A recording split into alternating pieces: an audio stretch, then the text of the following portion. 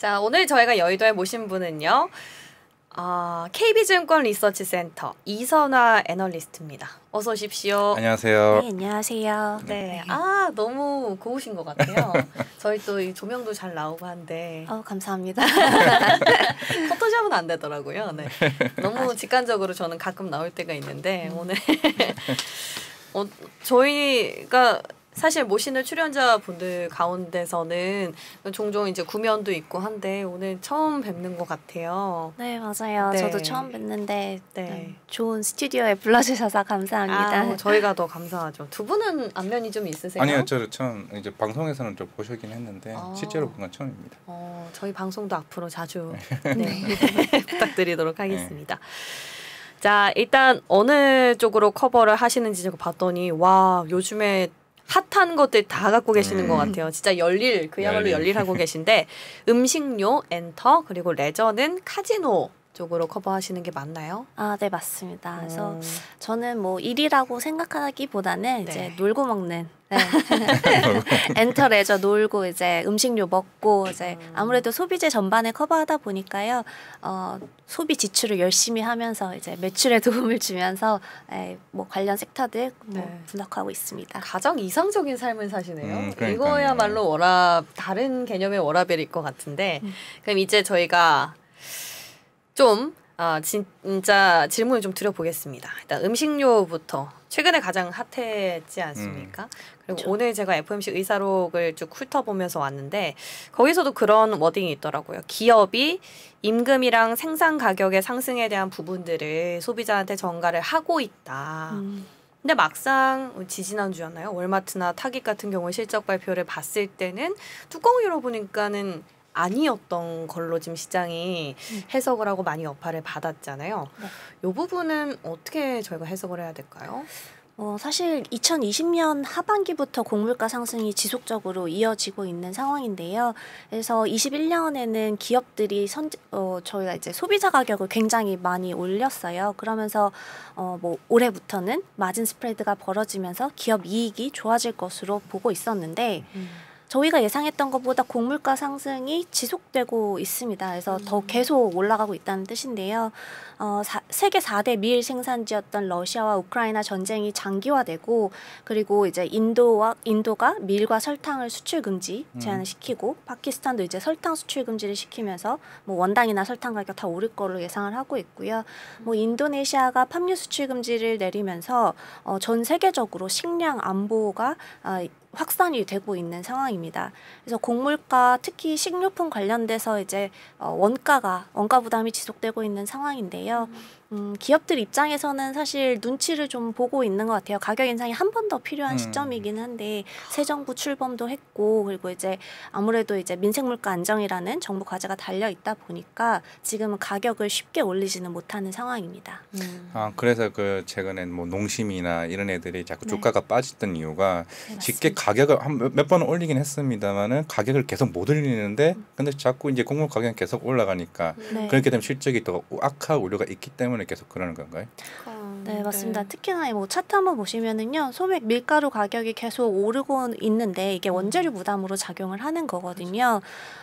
근데 이제 제분업체가 지난해 중반쯤에 이제 지난해 연말쯤에 가격을 한번 인상을 하면서 농심이 국내 라면 가격을 지난해 8월에 인상을 했어요. 그게 한 몇 년만 아닌가요? 그렇죠. 한 5년, 6년 만에 최초로 이제 가격을 올렸는데 그때도 이제 배경이 됐던 거는 제분업체가 올려서 우리도 어쩔 수 없이 올린다라고 이야기를 했어요. 근데 지금 제분업체들이 추가적인 가격 인상을 못 하고 있습니다. 이제 정부에서 이제 보조금을 좀 일부 지원을 하면서 이제 소비자 가격까지 전가를 못 시키게 유도를 하고 있는데 그게 이제 기업들이 받아들이기에는 조금 한계 상황까지 온 것 같고요.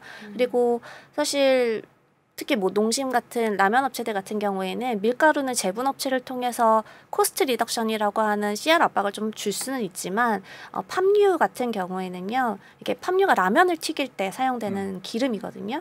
이건 직접 이제 원재료를 조달을 해 오는데 팜유 가격이 인상되는 것이 심상치가 않습니다. 그래서 이 팜유 가격 오르는 게 이제 좀 원가 부담으로 작용될 수 있고, 그리고 최근 천연가스 아까 말씀해 주셨는데 이제 수출할 때 보통 LNG 정부선을 통해서 이제 물류비를 이제 저희가 비용을 대고 있는데요. 그 부분도 이제 부담으로 작용하면서 전반적인 비용 상승 부담이 있습니다. 그럼 말씀하신 팜유 같은 경우는 정부에서 지원을 받기 좀 어려운 상황인가요? 그렇죠. 일단은 정부가 지원을 해주는 게 주로 서민 물가 관련되어 있는 주로 특히나 밀가루나 쌀이나 뭐 이런 쪽으로 품목이 지정이 되어 있는데요.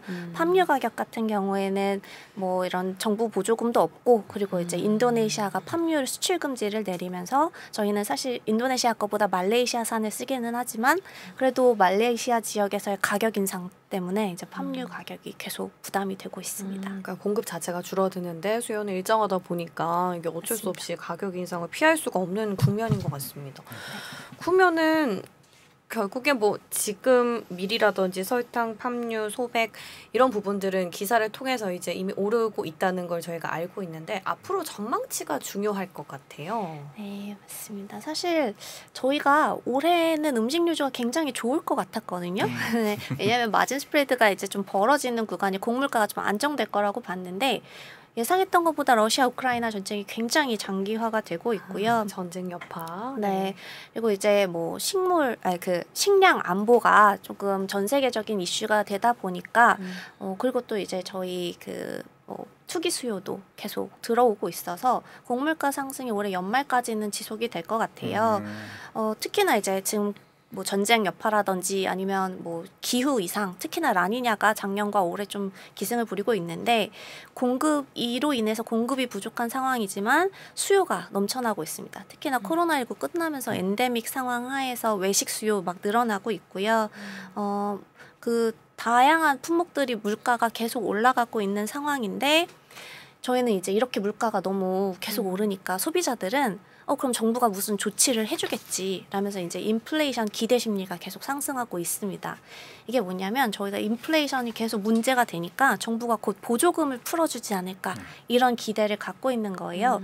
그러면서 소비 지출을 줄이지 않고 있는 상황입니다. 이제 물가가 안정이 되려면 어쨌든 수요도 공급에 맞춰서 좀 줄어들어야 되는데 수요가 오히려 폭발적으로 늘어나는 상황이고요. 특히나 저희가 저축률을 좀 보고 있는데 지난해 지지난해 코로나19로 인해서 글로벌리 저희 정부 보조금이 굉장히 많이 지급이 됐어요. 근데 그렇게 받은 보조금을 사실 쓸 수가 없었거든요. 코로나19로 인해서 락다운 상황이 지속이 되면서 돈을 쓰고 싶어도 쓰지 못하니까 저축률이 올라와 있는 상황이었는데 그때 저축해 놓은 걸 지금 막 돈을 쓰면서 엔데믹 상황을 즐기고 있는 거예요. 그러니까 수요가 저희 예상보다 훨씬 능가를 하면서 공급이 제한된 상황에서 곡물가 가격이 계속 오르고 있고 그리고 연말까지는 아무래도 이러한 비용 부담이 지속될 걸로 보고 있습니다. 그러니까 사실 일반적으로 수요가 회복이 되고 보복 소비가 나오면은 이제 힘들었던 자영업자들이 좀 살아날 것이다라고 생각을 했던 건데 실질적으로 거기에 받쳐서 지금 같이 발을 맞춰서 공급이 올라가는 것이 아니라 그걸 수입하는 것 자체가 물가가 너무 올라가다 보니까 오히려 늘어나는 수요가 기업에겐 부담이 될 수도 있겠네요. 네, 맞습니다. 어느 정도까지 부담을 질 수 있을까요? 뭐 물론 그러니까 sektor별로 또 다르겠지만 뭐 이제 좀 많이 음식료 안에서도 다양하게 나뉘긴 하는데요. 원재료비에서 이제 저희 그러니까 매출 원가에서 원재료비가 차지하는 비중이 적게는 20%에서 많게는 80%까지 작용을 합니다. 그래서 곡물가가 올라가면서 계속 부담이 되는 업체들은 이제 뭐 주로 식품 업체들이라고 보시면 될 것 같고요. 뭐 주류 업체 이런 업체들은 사실 뭐 주정이나 메가 같은 거는 한 번에 대량 구매해놔서 창고에 저장해 놓으면 됐었기 때문에 그렇게 큰 부담이 되지는 않고 있어요. 그래서 다양한 음식료품들을 생산해내는 가공식품 업체라든지 아니면은 이제 뭐 소비가 꾸준히 이뤄지고 있는 라면이나 이제 그런 기초 식품군 같은 경우에는 조금 부담이 더 클 수 있다라고 보고 있고요. 확실히 화이트 진로가 많이 안 빠졌네요. 그렇게 보니까 사실 뭐 최근에 리오프닝 하면서 소비가 많이 실제로 편의점 우리가 리오프닝 아니고 코로나 때는 편의점에 혼수를 많이 하게 되면서 나온다고 했는데 실제적으로 마진이 많이 나올 수 있는 게 식당에서 판매하는 주류 판매가 더 많이 나오는 거죠. 네, 맞습니다. 사실 집에서 혼술 문화는 약간 위스키나 와인이나 이런 고급 술로 이제 많이들 옮겨갔었는데요. 저희가 이제 식당 말씀하신 게 유흥이라는 특성상 저희가 회식 많이 하잖아요. 그래서 식당에서 소비되는 그 맥주와 소주의 소비량이 굉장히 많습니다. 그러다 보니까 저희가 리오프닝 테마에는 유흥, 그 회식에 다시 회식이 재개되는 그런 문화들이 저희 주류 업종에는 좀 도움이 되는 것 같아요. 술을 좋아하시는 분이다 보니까 술 얘기 나오니까 또 그냥 못 지나가시네요. 사실 가격 전가를 전체 하다 보니까 이제 또 네. 이제 음식료를 관심 보다 보니까 농심이 계속 빠지길래 근데 하이트 진로가 굉장히 생각보다 견조하더라고요. 그래서 음식료 쪽에서도 좀 차별화가 있구나라고 생각을 해서 한번 관심을 가졌던 거지. 술을 좋아해서는 아니다. 예, 뭐 사족이 좀 기네요. 네, 죄송합니다. 근데 이거는 조금 그냥 다른 쪽으로 생각을 해본 건데요.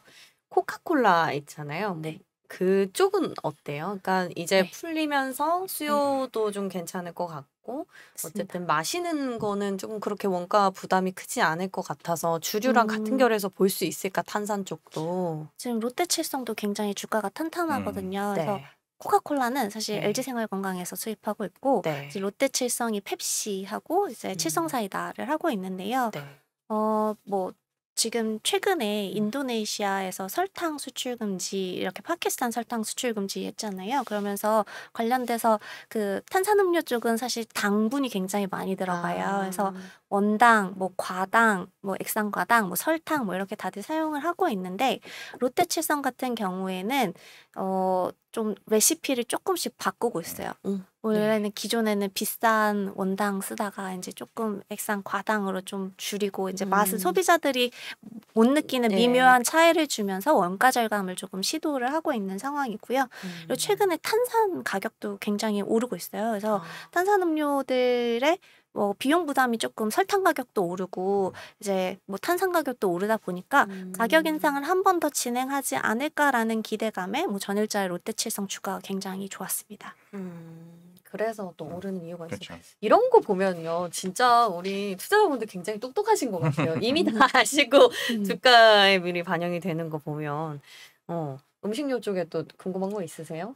저는 빨리 엔터를 하고 싶습니다. 엔터, 네, 엔터 요즘 핫하죠. 엔터 가볼게요. 예, 이를 가고 왔습니다. 예. 엔터 일단 제가 크게 질문 드리고 나머지 다 알겠습니다. 발언권 드리겠습니다. 네. 엔터 넘어가 볼게요. 1분기 실적은 예상했던 바대로 뭐 그렇게 좋지는 않았습니다. 다만 엔터주들이 기대감을 모았던 건 2분기 실적이 좋을 것이다 라는 기대감 때문이었는데 그것 때문에 이제 턴어라운드 좀 시작하려고 했는데 뭐 학교 폭력이다, 뭐 열애설이다, 굉장히 악재가 많이 나와서요. 네, 이게 저는 맞아요. 궁금했던 게 그냥 단기 악재로 보고 소멸이 되고 결국에 펀더멘털로 엔터가 갈 것인지 그게 네. 보유자분들도 궁금할 거고 사실 지금 가격이 내려왔을 때 사야 되나 하는 분들도 고민을 하시는 부분인 것 같아요. 네, 맞습니다. 사실 지금의 주가 조정은 사실 멀티플 부담이다라고 볼 수 있고요. 그 전 세계적으로 긴축 정책, 테이퍼링 이슈가 매크로 상황에서 계속 진행이 되고 있다면 지금 엔터사들이 과거의 성장주가 봤던 그 고멀티플이 부담으로 작용이 될 수 있을 것 같아요. 그래서 하지만 저희는 펀더멘탈에는 전혀 이상이 없다라는 판단이고요. 이제 그냥 다른 섹터들 대비해서 상대적으로 높은 멀티플이 부담스러운 상황이다라고 보시면 될 것 같습니다. 그리고 사실 단기적으로 모멘텀들은 굉장히 좋아요. 2분기부터 이제 월드 투어 시작하면서 4월에 BTS가 라스베가스에서 콘서트를 했고 이제 5월 NCT 일본 공연, 뭐 스트레이키즈 4월 말부터 이제 월드 투어 시작하고 있는데요. 이런 오프라인 콘서트가 재개되는 것이 주가에는 전혀 반영이 되지 않았습니다. 그 이유가 내년도를 굉장히 두려워하시는 것 같아요. 왜요? 이제 하이브 같은 경우만 말씀하시는 거예요? 뭐 전반적으로 다 그렇게 볼 수 그래요? 있는데 네네. 하이브는 뭐 말씀하신 것처럼 BTS 군입대 이슈도 네네. 있지만 올해는 오프라인 콘서트 그리고 이제 온라인과 합동되는 콘서트로 인해서 이제 전년에도 굉장히 높은 성장률을 보였지만 올해도 높은 성장률이 유지가 될 거예요. 그런데 내년도에는 모멘텀이 조금 부족합니다. 이제 이 기조를 이어가려면 뭔가 추가적인 이벤트가 있어야 되는데 그 이벤트라 하면 아티스트 쪽을 말씀하시는 거예요? 그냥 산업 전반에 있어서 테마가 되는 것. 그러니까 예를 들어서 네. 2020년 같은 경우에는 케이팝 아티스트들이 빌보드 차트에 막 진입을 하면서 앨범 판매량이 굉장히 늘어났거든요. 그래서 글로벌리 팬덤 확산되는 것이 이제 모멘텀이었다면 21년 같은 경우에는 이제 그 인기를 바탕으로 해서 저희가 이제 리오프닝 관련돼서 기대감이 작용을 하면서 실제로 오프라인 콘서트를 하지는 못했지만 주가는 이를 선반영해서 많이 올랐고요. 그리고 22년에는 실제로 이 콘서트가 다시 재개가 될 것으로 기대를 하면서 저희가 이제 컨센서스가 굉장히 높아져 있는 상황이었는데 변수들이 계속 생겨났죠. 오미크론 바이러스가 또 확산이 되면서 이제 리오프닝에 대한 이제 가시성이 조금 떨어지고 그리고 사실 올해와 내년, 그러니까 올해 하반기부터 내년 초까지는 그 메타버스 NFT 쪽 관련돼서 신사업이 그죠. 이제 고 멀티플을 받을 거라고 보고 있었는데 지금 가상 자산이 굉장히 좀 무너진 상태잖아요. 네. 그러니까 내년도의 성장률을 담보할 수 없게 되면서 이렇게 비싸게 받으려면 멀티플이 높으려면 성장률이 유지가 돼야 되는데 과연 내년도는 성장률이 얼마나 나올까? 이런 이슈들이 제기가 되면서 전반적으로 엔터사들이 조정을 받았습니다. 근데 뭐 지금 주가 수준에서는 이러한 조정이 좀 과도하다는 판단이기는 해요. 지금 2분기 실적이 어마어마하게 좋을 텐데, 네, 엄청 좋을 텐데 왜 이렇게 벌써 주가가 빠지는지, 네. 우리 투자자분들이 너무 똑똑하셔가지고 내년 것까지 이제 미리 반영을 하고 계신 것 같아요. 그럼 우리 2020 한 5년 정도 보고 투자해 볼까요? 그러면 좀 앞서갈 수 있을까요?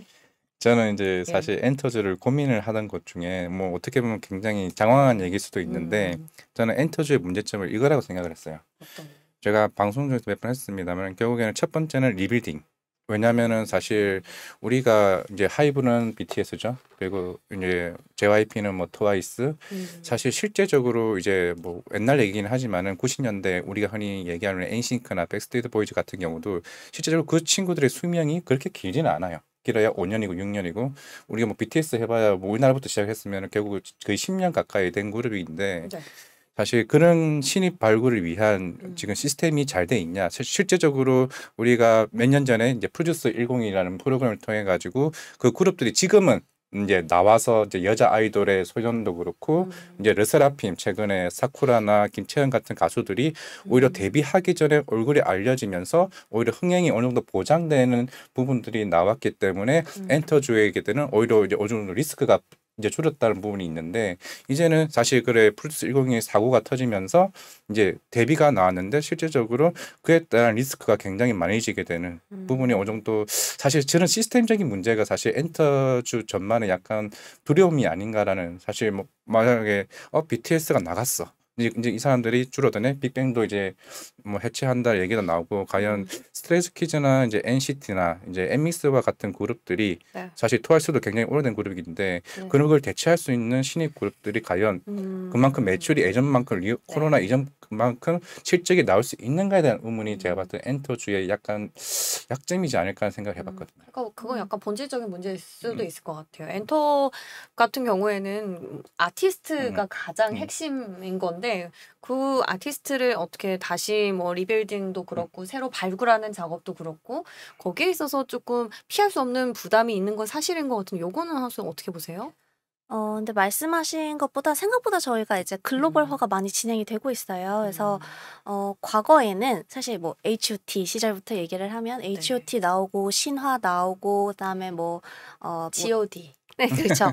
근데 이제 각 엔터사별로 대표하는 아티스트들이 이제 데뷔하는 주기가 한 3년에서 5년까지 굉장히 길었어요. 그리고 H.O.T 일집 망했었잖아요. 신화도 일집 망하고 이제 좀 뜨려면 2집부터 뜨는 그런 상황이었는데 그러니까 투자 비용이 굉장히 많았고 그걸 걷어들이려면 굉장히 긴 시간이 들었던 게 엔터 산업이었는데요. 최근에는 이제 아티스트들의 데뷔 주기가 굉장히 짧아졌습니다. 이게 어떻게 된 거냐면 이제 하이브 같은 경우에도 자회사로 계열사들로 이제 레이블을 여러 개를 보유를 하고 있어서 각 레이블별로 아티스트들을 뭐 신인 데뷔하고 준비를 하고 있는 연습생 풀이 굉장히 많아요. 그래서 하이브는 올해와 내년에 약 7팀 정도를 데뷔시키려고 목표를 하고 있고 JYP 같은 경우에도 4팀, 이제 YG도 1팀, 뭐 SM도 한 3팀 정도는 이제 글로벌리 데뷔를 하려고 하고 있습니다. 그리고 특히 뭐 오디션 프로그램 말씀을 주셨었는데요. 네. 한국에서는 그런 불미스러운 사태가 있었지만 지금 일본에서 JYP에서 이제 니쥬 보이그룹 프로젝트 곧 방송할 거고요. 그리고 저희가 이제 헐리우드 프로젝트라고 해서 SM도 MGM과 함께 이제 NCT 헐리우드 그리고 하이브 같은 경우에도 미국에서 오디션 프로그램을 통해서 이제 유니버셜 뮤직 그룹과 함께 아티스트들을 발굴을 하고 있습니다. 그래서 과거에 K-팝이 인지도가 없을 때는 국내 연습생들로만 채워졌었다면 지금 글로벌리 K-팝의 인지도가 올라가면서 연습생 풀도 한국인뿐만 아니라 아시아인뿐만 아니라 이제 전 세계 뭐 북미, 유럽 뭐 여러 지역에서 이제 K-팝 아티스트가 되고 싶다고 이제 지원하는 연습생들이 굉장히 늘어났어요.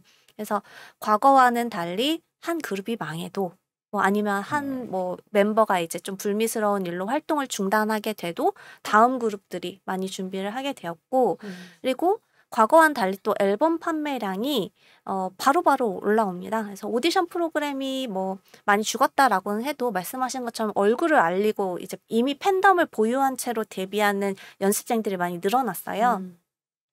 그래서 최근에 이제 걸그룹들도 데뷔할 때 초반에 이제 35만 장 이상 판매를 하면서 이제 초동 판매량이 굉장히 올라왔고요. 과거에는 뭐 걸그룹 뭐 초동 해봤자 10만 장, 20만 장 수준이었는데 이제 거의 두 배 가까이 늘어난 거고, 그리고 이제 보이그룹 같은 경우에도 원래는 초동 판매량이 한 밀리언셀러가 되려면 데뷔한 지 4년 차 정도는 돼야지 밀리언셀러가 됐어요. 근데 저희 하이브의 엔하이픈 같은 경우에는 데뷔 2년 차 만에 200만 장 판매고를 달성을 합니다. 그래서 그 밀리언셀러가 되는 주기가 굉장히 짧아졌어요. 그래서 BTS도 4년 만에 100만 장 팔았는데 엔하이픈은 2년 만에 200만 장을 판매를 했습니다. 근데 문득 드는 생각인데 이렇게 엔터 쪽 커버하시려면 그런 아이돌 좀 많이 아셔야 될 것 같은데 원래 관심이 좀 많으세요? 열심히 공부하고 있어요. 공부해요? 네. 아, 좋아하시는 줄 알았는데. 혹시 일 때문에 콘서트 가본 적은 있으세요? 네, 최근에도 뭐 미국의 라스베가스 콘서트 BTS 보러 가셨어요? 다녀왔어요. 일 때문이 네. 아니지 않습니까, 그거는? 사리사욕을 채워봤습니다. 엔터 하려면 라스베가스 정도는 가져야 되는 것 같습니다. 근데 제가 말씀 듣다 보니까, 이제 과장님이 질문하시기 전에 내년에 성장성에 대해서 조금 약간의 의문이 있어서 그 부분이 좀 주가의 상방을 조금 제한하는 수도 있는 것 같다라고 말씀해 주셨잖아요. 근데 저는 거기에 대한 답을 과장님 말씀처럼 이제 앞으로 갈 수 있는 뭔가 데뷔하는 아티스트들의 수라든지 인지도라든지 이 부분이 또 발목을 잡지 않을까 생각했는데 듣고 보니까 최소 4팀에서 7팀 정도면은 각 엔터 4사마다 나쁘지 않은 것 같거든요. 그러면 성장성에 대한 기준은 신사업으로 책정을 하시는 건지. 네. 네. 일단은 엔더사들이 과거에는 비즈니스 모델이 굉장히 단순했어요. 그냥 아티스트 그쵸. 매니지먼트만 했었거든요.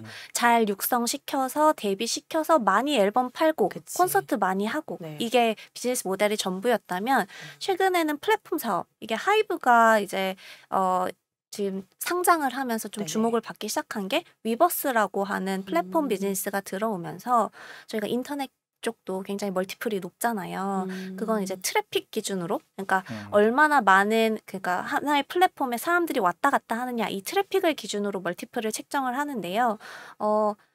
사실 네이버나 다음 뭐 이런 네. 것들 그 플랫폼들이 구글에 밀리잖아요. 글로벌리 네네. 많이 쓰이진 않잖아요. 네. 근데 K-팝 팬 커뮤니티 플랫폼, 그러니까 이런 아티스트들 중심으로 모이는 플랫폼 같은 경우에는 위버스가 유일무이하고 전 세계적으로 1등이라고 할 수 있는 게, 이게 쉽게 생각하면은 우리 다음 카페 그거를 이제 팬덤화 시킨 걸로 보면 되나요? 그렇죠. 이제 팬클럽들한테 이제 팬클럽 가입비 식으로 이제 요금을 받으면서 그 안에서 이제 뭐 익스클루시브 그러니까 거기서만 제공하는 컨텐츠들을 제공하기도 하고 MD 굿즈들을 판매하는 유통 채널도 들어가 있고 그래서 굉장히 좋은 플랫폼인데 이제 K-팝을 좋아하는 팬들에게는 네. 유용히 쓰이는 그런 플랫폼인데요. 우리 돈돈 오픈 채팅방도 그렇게 좀 해보면 좋겠네요. 아 전혀 그런 사리 사욕을 채우는 목적은 아닙니다. 예. 네, 예. 근데 이게 다른 뭐 선진국에서도 얼마든지 따라할 수 있는 플랫폼 아니냐라고 말씀을 하실 수 있지만 오히려 이제 유니버셜 뮤직 그룹이라든지 워너뮤직이라든지 이런 해외 유명한 그런 엔터사들이 같이 하자고 저희 하이브에 같이 하자고 그래서 이미 이제 다 계약이 체결이 되어 있고 조금 있으면은 저스틴 비버라든지 아리아나 그란데 같은 유명 가수들이 위버스에 입점을 할 거예요. 그래서 그런 측면에서 봤을 때는 여기 멀티플을 더 많이 줘야 되지 않느냐 이런 이야기가 있었고요. 또 관련해서 지금 아티스트 IP의 가치가 계속 올라가고 있는 상황인데 네. 그 가치들을 선제적으로 알아본 뭐 바이낸스, 샌드박스 이런 글로벌 뭐 NFT 메타버스 하는 사업체들이 이제 같이 우리 사업을 해보자 그러면서 이제 과거 기존의 엔터사들이 매니지먼트 사업만 했었다면 여러 분야로 사업 영역을 확장을 해가면서 덩치를 키워가고 있습니다. 좀 그 말씀만 들었을 때는 아티스트 측면에서도 빵빵하고 플랫폼도 갖고 있는 하이브가 엔터 4사 중에 가장 매력도가 높을 것 같은데 혹시 개인적으로 뭐 토픽 같은 거 제시하실 수 있으세요? 아, 네. 뭐 탑픽은 현재로서는 사실 JYP로 그래요? 탑픽을 드리고 있어요. 콘서트 네. 매출 때문에요? 아하, 뭐 콘서트 이렇게 절대적인 매출 규모는 사실 하이브가 제일 큰데요. 멀티플이 그만큼 과거에 하이브가 굉장히 비쌌었어요. 그래서 하이브가 과거에 40배, 50배 받던 게 지금 현재 이제 조금씩 멀티플이 내려오고 있는 상황이고 JYP나 SM이나 YG 같은 게 20배, 30배 받던 것이 조금씩 올라오고 있는 상황입니다. 그래서 보통 한 30배 초중반에서 이제 멀티플이 엔터사가 전반이 이제 이제 그냥 충족이 될 것 같고요. 올해 같은 경우에는 너무 비싸지 않게. 그리고 하이브의 가장 큰 문제점은 이제 BTS가 내년에 군대를 갈 수도 있어요. 그러면은 이제 작년 매출 기준으로 1.25조 원을 하이브가 매출을 발생시켰는데 그 중에 70%가량이 이제 BTS예요.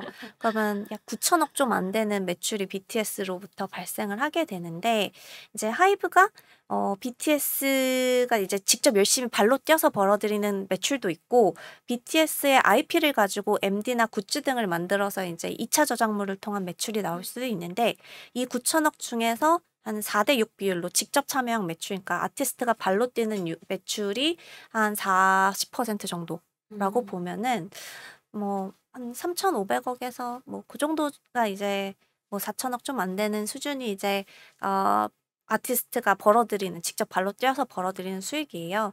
근데 BTS 멤버가 7명이거든요.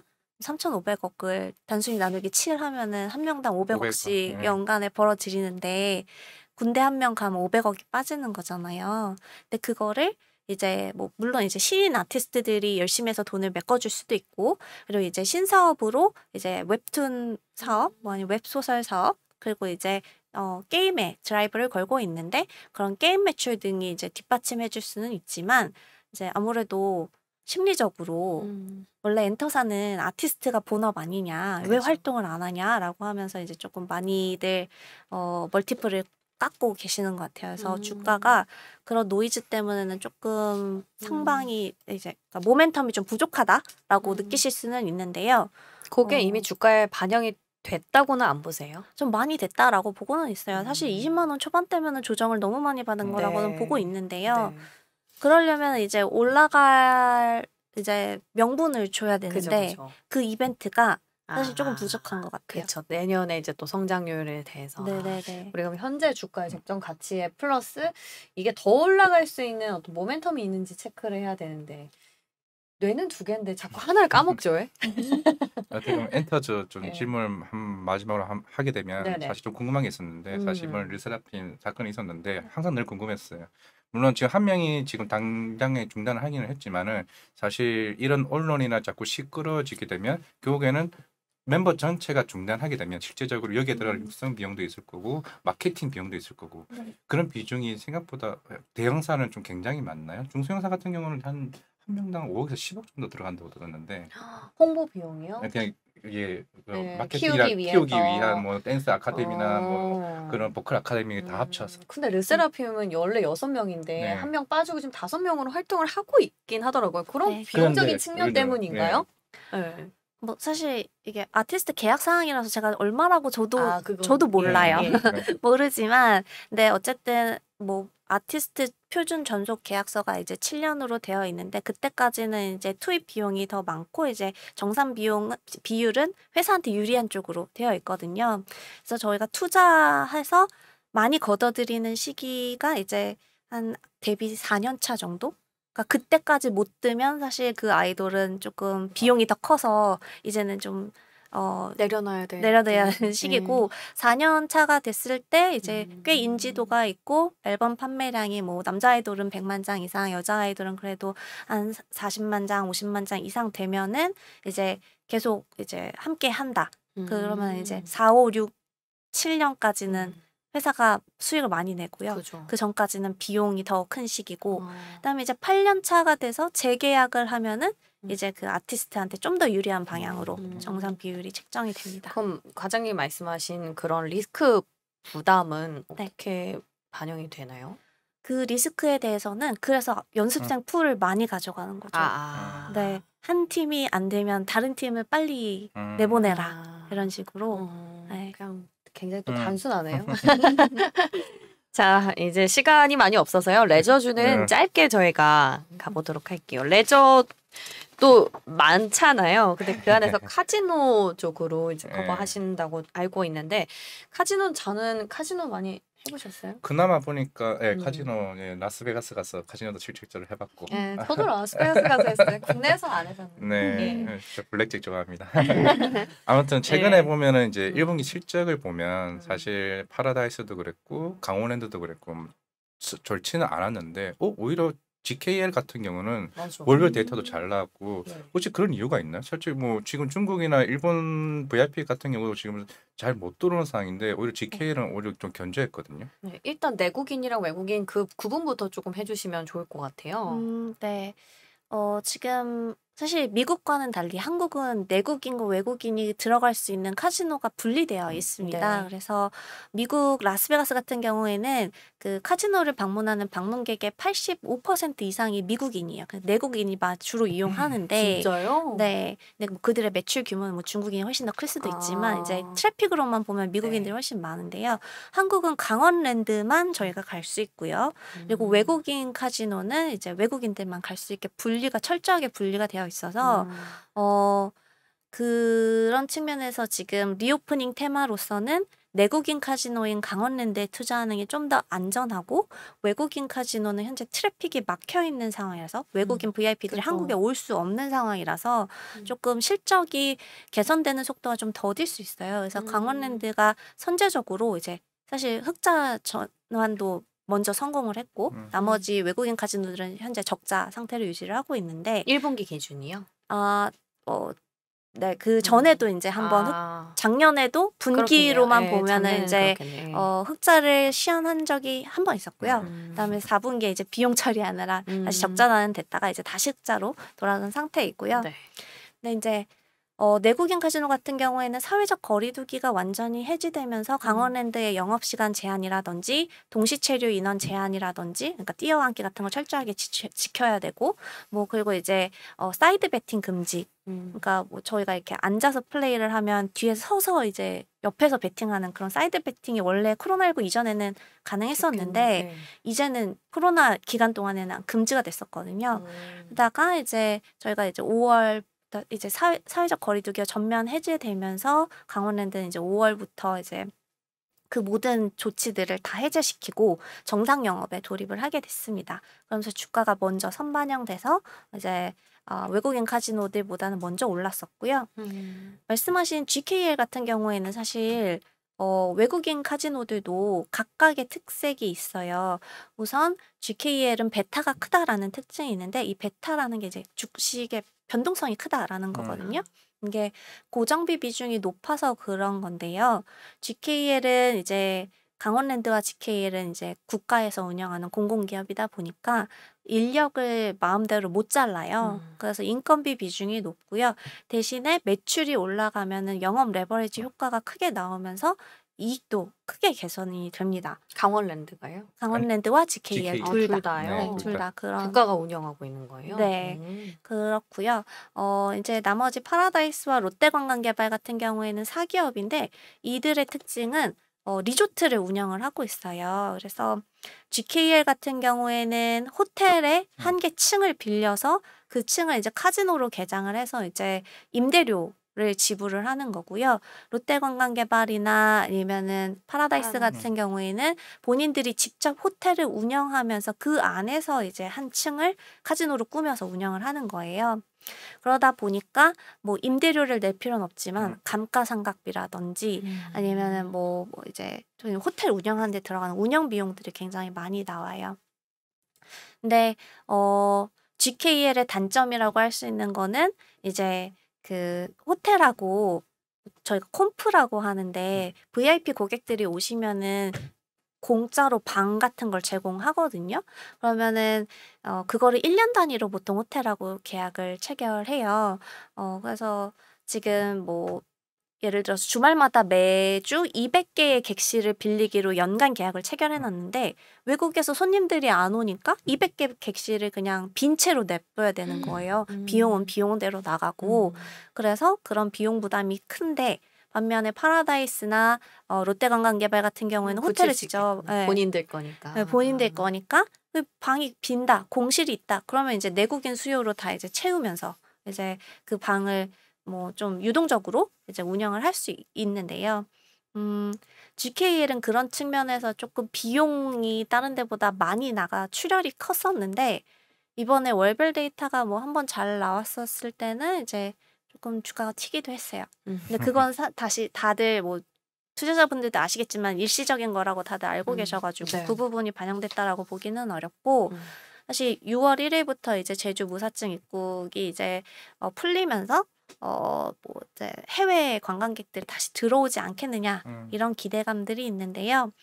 뭐 결론부터 말씀드리면은 이런 그 사증 관련돼서 그러니까 비자 관련돼서 관광객들은 상호 호혜주의 원칙이 이제 그 뭐 기본으로 깔려 있다라고 보시면 돼요. 우리나라가 문을 열어줘도 일본이나 중국이 한국한테 문을 열어줘야 서로 이제 교류가 되는 건데 아직 일본이나 중국은 문을 열지 않고 있거든요. 그래서 저희가 이제 외국인들 특히나 일본이나 중국인들한테는 그쪽에서 문을 열어줘야 너희도 들어올 수 있다라는 원칙을 아직 고수하고 있기 때문에 기대감만으로는 섣불리 실적이 당장 좋아지겠다라고는 말씀드리기는 어렵습니다. 근데 그 부분은 국가 대 국가인 거지 네. 놀러 오는 관광객이 고려하는 부분은 아니라서 또 들어올 수도 있는 거 아닐까요? 사실 비자가 없으면 관광 비자 발급을 안 해주는데 아, 어떻게 발급 들어올까요? 자체를. 네, 그래서 그리고 이제 또 일본이나 중국은 아직 해외에서 들어오는 사람들이 자가격리를 아직도 해야 되거든요. 맞아. 일본 같은 경우는 저도 좀 가고 싶어서 알아봤더니 백신을 3차까지 못 맞으면 아직 못 가더라고요. 맞아요. 그래서 6월 1일부터 뭐 국가를 세 개로 분류해가지고 뭐 위험 지역 국가인지 네. 뭐 그거에 따라서 백신 접종 여부에 따라서 또 격리를 해야 되는지 말아야 되는지 요건들이 굉장히 까다로워서 일본인 VIP도 한국에 오고 싶지만 한국 들어올 때는 뭐 자유롭게 들어올 수 있어도 다시 일본으로 내 집에 갈 때는 이제 백신 3차까지 다 맞아야 된다거나 아니면 격리를 하거나 그런 부분들이 좀 까다로워져서 네, 쉽지는 않죠. 그럼 단순히 이제 제주도로 갈 수 있는 비자가 풀렸다고 해가지고 우리가 이제 당장 다 들어오겠다라는 생각은 그렇죠. 약간의 시기상조일 수도 많이 있겠다. 걸릴 것 이런 네. 말씀. 오늘 진짜 음식료, 엔터, 레저 저희가 커버 영역이 많으셔가지고 그랬는데 싹 이렇게 한 번에 정리가 되는 것 같아요. 말씀을 되게 쉽게 맞아요. 잘해주셔가지고 이러면 저희가 자주 모실 수밖에 없거든요. 예. 또 안 그래도 아까 저희가 집중한다고 댓글을 못 봤는데 너무 목소리도 좋으시고 잘 해주신다고 댓글에 또 있어가지고 감사합니다. 네, 다음에 한번 또 네. 뵙기를 기약하면서 오늘 말씀 여기서 마무리할게요. 네, 고맙습니다. 감사합니다. 감사합니다.